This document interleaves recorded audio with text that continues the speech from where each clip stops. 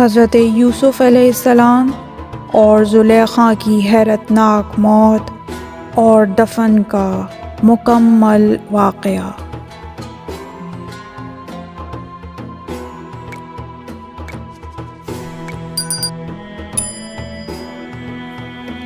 حضرت یعقوب علیہ السلام کا ایک بھائی تھا جسے انہوں نے 40 سالوں سے نہیں دیکھا تھا۔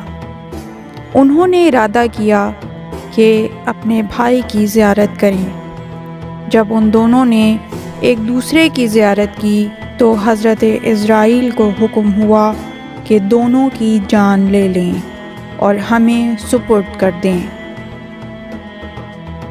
ملک الموت نے دونوں کی روح قبض کی اور خدا کی طرف لے گئے۔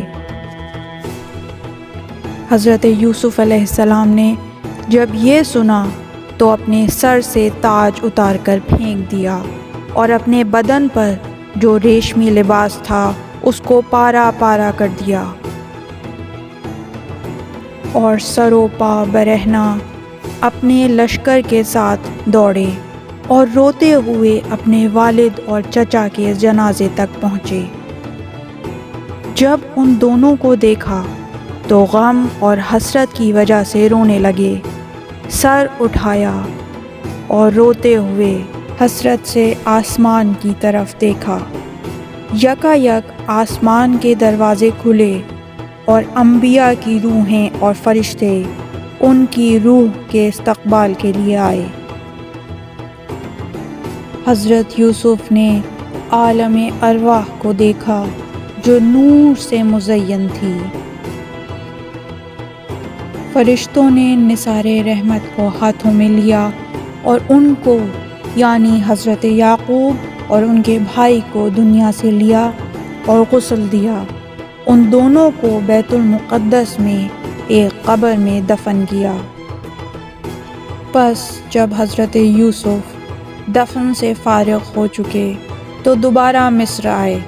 خود کو دیکھا، 4 غموں نے ان کو لپیٹا ہوا تھا۔ ایک یتیمی کا دکھ، دوسرا غریبی کا درد و غم، غریبی یعنی غریب الوطنی، تیسرا باپ کی جدائی کا غم، اور چوتھا چچا کی جدائی کا غم۔ ان غموں کو برداشت کرنے کی طاقت نہیں تھی۔ جب رات ہوئی دریائے نیل کے کنارے گئے، مصلی بچھایا، اخلاص کے ساتھ کھڑے ہوئے اور رات سے دن تک نماز پڑھی۔ آخر میں کہا، اے خدا، تو نے بھائیوں کے مکر سے بچایا، عورتوں کے مکر سے خبردار کیا، اور زندان سے باہر نکالا اور حکمرانی دی، رسالت اور نبوت کا لباس پہنایا، علم و حکمت سکھایا۔ یہ دنیا باقی نہیں رہے گی، میری ایک دعا ہے، قبول کر لے، اور اس عالم سے، اس دنیا سے مجھے مسلمان باہر نکال اور میرے آباء و اجداد کی صحبت عطا کر۔ جبرائیل آئے اور کہا، اے یوسف، خداوند متعال نے آپ کو سلام بھیجا ہے اور کہتا ہے تمہارے والد اور چچا کی عمر ختم ہو گئی تھی۔ جب ایک دوسرے سے ملے تو مہلت نہیں ملی کہ ایک دوسرے سے بات کریں، اور دونوں کی جان لے لی گئی۔ تمہاری ابھی عمر ختم نہیں ہوئی، اسی طرح مناجات کرو اور اپنی زندگی کو آخرت کے لیے آمادہ کرو کہ جب موت کا وقت آ گیا تو مہلت نہیں دی جائے گی۔ پس حضرت یوسف علیہ السلام نے اپنے باپ کی وفات کے بعد تاج سر پر نہیں رکھا اور تخت پر نہیں بیٹھے، ہر رات خدا کی عبادت میں گزارتے اور دریائے نیل کے کنارے جاتے اور خدا سے مناجات کرتے۔ راتوں میں سے ایک رات حضرت یعقوب اور حضرت اسحاق کو خواب میں دیکھا کہ جنت کا لباس پہنا ہوا تھا اور کرامت کا تاج سر پر سجایا ہوا تھا۔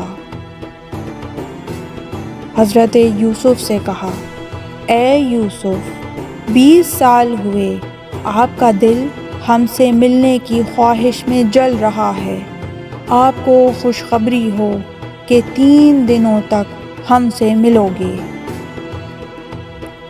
روایت ہے کہ حضرت یوسف نے ان 3 دنوں میں باپ کو دیکھنے کی خواہش میں اتنی گریہ وزاری کی کہ ان کے والد حضرت یعقوب نے ان 40 سالوں میں ان سے ملنے کی خواہش میں نہیں کی تھی۔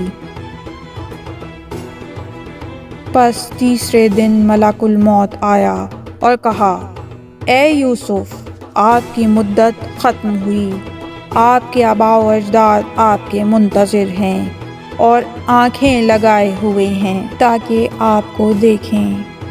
بس حضرت یوسف نے سر تسلیم خم کیا اور ملک الموت نے ان کی جان لی۔ جان لینے سے پہلے ان کا دل تیزی سے دھڑکنے لگا تھا اور اعضاء لرزنے لگے۔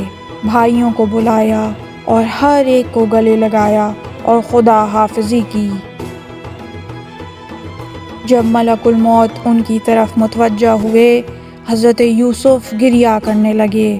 فرشتوں نے صدا بلند کی، مقربین اور روحانیون گریہ کرنے لگے۔ بھائیوں نے سر میں خاک ڈالی۔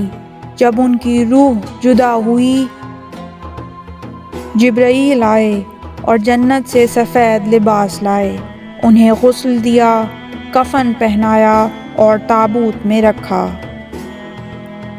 پس زلیخا کو خبر دی گئی کہ آپ کو آرام پہنچانے والا ساتھی دنیا سے رحلت کر گیا۔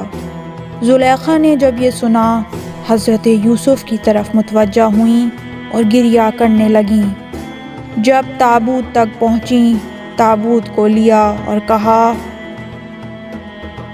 اے یوسف، یہ تم ہو جو اتنی جلدی مجھ سے دور ہو گئے ہو؟ یہ تم ہو جو اچانک میری صحبت سے چلے گئے ہو؟ اپنا سر تابوت سے مارا اور بے ہوش ہو گئیں۔ 3 دن اور رات بے ہوش رہیں۔ جب ہوش میں آئیں، نوحہ کرنے لگیں۔ پس کہا، جانتے ہو حضرت یوسف نے آخری وقت اور رحلت کے وقت کیا کہا؟ ان سب نے کہا، حضرت یوسف نے فرمایا، اے خدا، اگر تمہارے نزدیک میری اہمیت ہے، میری جان لے لے، اس حالت میں کہ میں مسلمان ہوں اور صالحین کی صحبت میں رہوں۔ پھر کیا تھا، زلیخا نے بھی یہی درخواست کی اور کہا، اے خدا، میری جان مجھ سے لے لے اور صالحین کی صحبت تک پہنچا دے، یوسف کی صحبت تک پہنچا دے۔ خداوند متعال نے ان کی دعا قبول کی اور ان کے جسم سے روح خارج ہوئی اور حضرت یوسف کی روح تک پہنچی اور ان سے ملحق ہوئی، تاکہ جیسے دنیا میں ایک دوسرے کے ساتھ تھے، آخرت میں ایک دوسرے کے ساتھ ہوں۔ پھر ان کے جنازے اٹھائے گئے۔ مصریوں کی آہ و فغاں بلند ہوئی، ہر کوئی نوحہ کرتے ہوئے رونے لگا۔ دفن کرنے کی جگہ میں اختلاف کرنے لگے۔ ایک گروہ نے کہا، ان کو کنعان کے دروازے کے پاس دفن کریں، کچھ نے کہا کسی اور جگہ۔ پس خداوند متعال نے دریائے نیل کو خشک کیا اور بزرگان کو الہام کیا کہ دریائے نیل کے درمیان میں دفن کریں، تاکہ جب پانی ادھر سے گزرے، اس کی برکات کل عالم اور اس جگہ کے اطراف تک پہنچے۔ اس طرح کی مزید تحقیقی، علمی اور تاریخی ویڈیوز دیکھنے کے لیے چینل کو سبسکرائب کیجیے اور بیل آئیکن پہ کلک کیجیے۔ ویڈیو کو لائک کریں اور کامنٹس کے ذریعے بتائیے کہ آپ کو ویڈیو کیسی لگی۔ اگلی ویڈیو تک کے لیے خدا نگہدار.